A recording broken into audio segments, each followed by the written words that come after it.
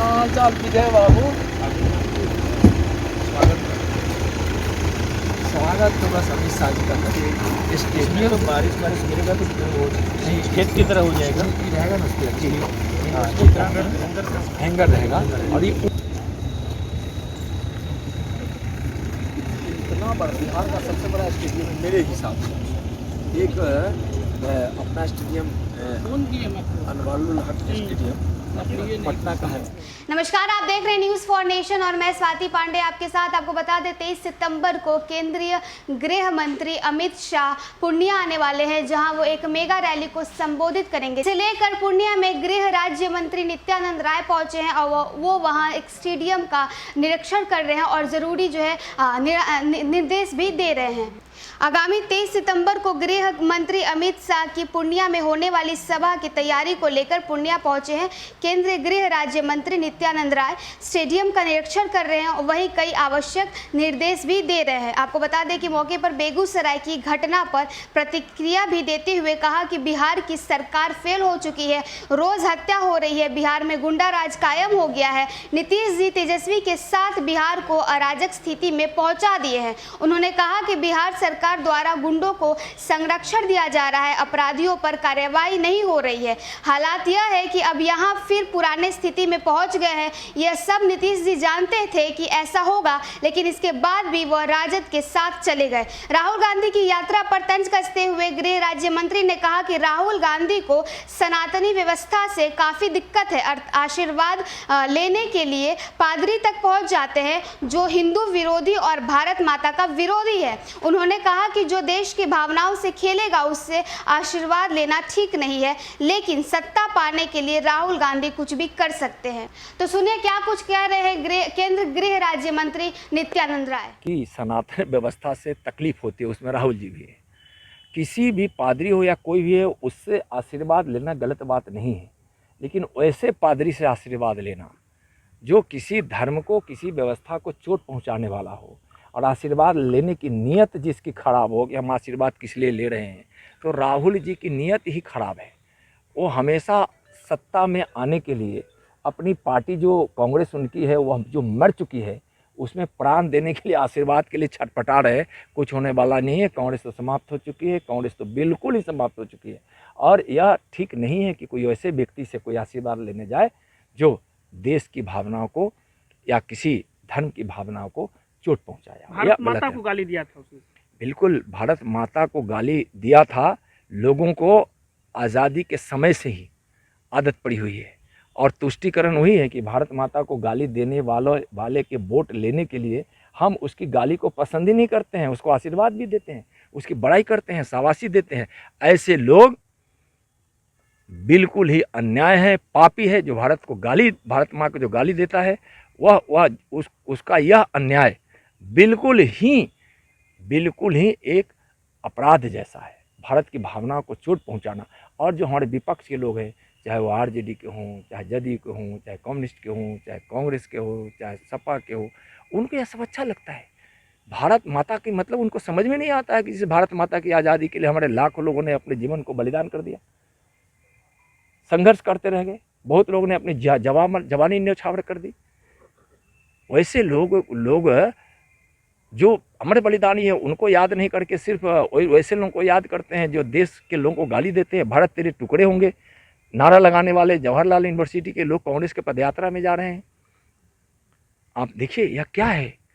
यह देश सोचने लगा है और देश सोचकर माननीय प्रधानमंत्री जी के नेतृत्व में जागृत होकर प्रधानमंत्री जी के कदमों के साथ चलना शुरू हुआ है कि हम भारत को विश्व गुरु बनाएंगे, देश से गरीबी मिटाएंगे, आत्मनिर्भर बनाएंगे, भारत को हम अखंड रखेंगे, भारत की एकता और एकजुटता को हम बरकरार रखेंगे और हम यहाँ एक समृद्धशाली भारत बनाएंगे, शक्तिशाली भारत बनाएंगे।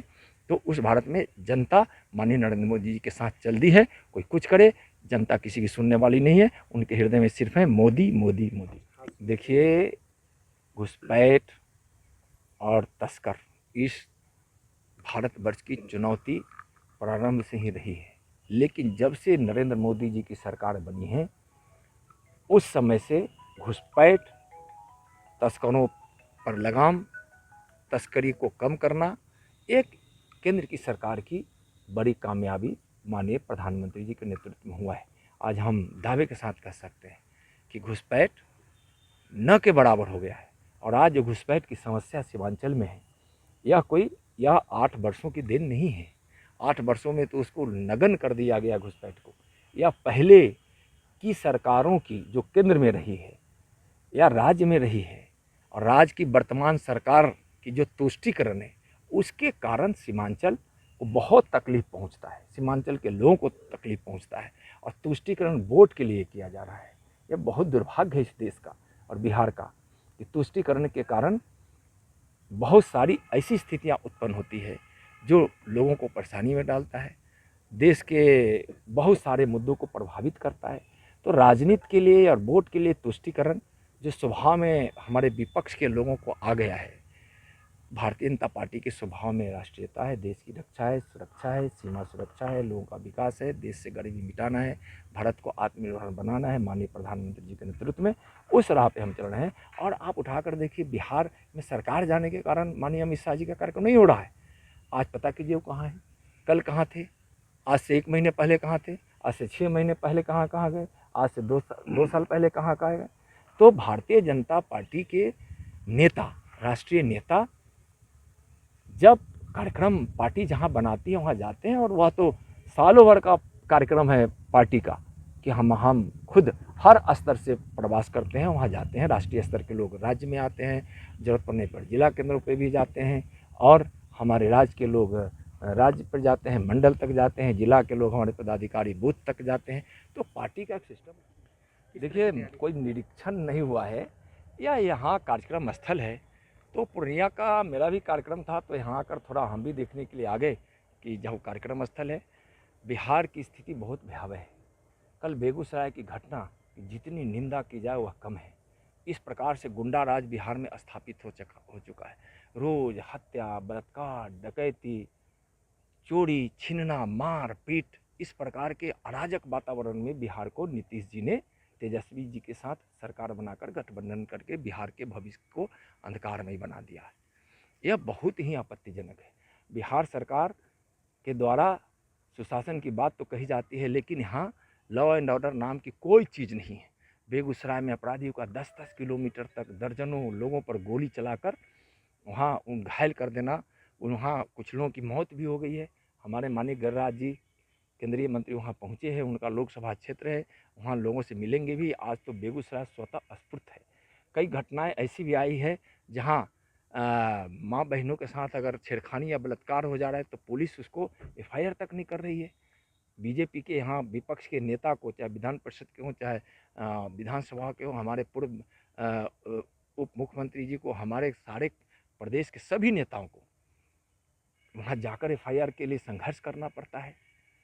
हमारे पार्टी के अध्यक्ष को, हमारे पार्टी के प्रदेश के अधिकारियों को जाना पड़ता है, हमारे जिला अध्यक्ष, जिला के पदाधिकारियों को जाकर, मंडल के अध्यक्षों को जाकर FIR कराने के लिए संघर्ष करना पड़ता है। कितनी भयावह स्थिति है।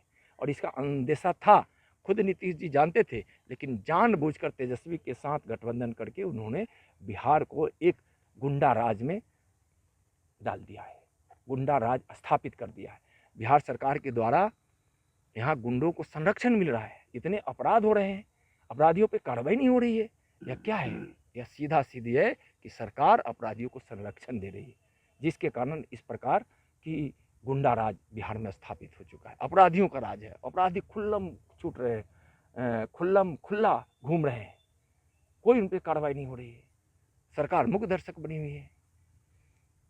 और जानते हैं नीतीश जी की, जैसे हम कार्रवाई करेंगे वैसे हम पे दबाव आएगा, कार्रवाई करने में असमर्थ है। आज बिहार के मुख्यमंत्री एकदम निर्बल, असहाय हो चुके हैं, बेबस हो चुके हैं, और तेजस्वी जी से गठबंधन कर, और नीतीश जी को अच्छा लग रहा है, नीतीश जी को अच्छा, वो जो अच्छा लग रहा है, आज उनको बिहार का गुंडा राज उनको अच्छा लग रहा है, उन कोई कार्रवाई नहीं कर रहे हैं। तो इसलिए बहुत भयावह स्थिति है बिहार की। यहाँ के लोग पलायन कर रहे हैं, यहाँ के व्यापारी वर्ग, व्यवसाय अब बिहार छोड़ने को एकदम मजबूर हो रहे हैं।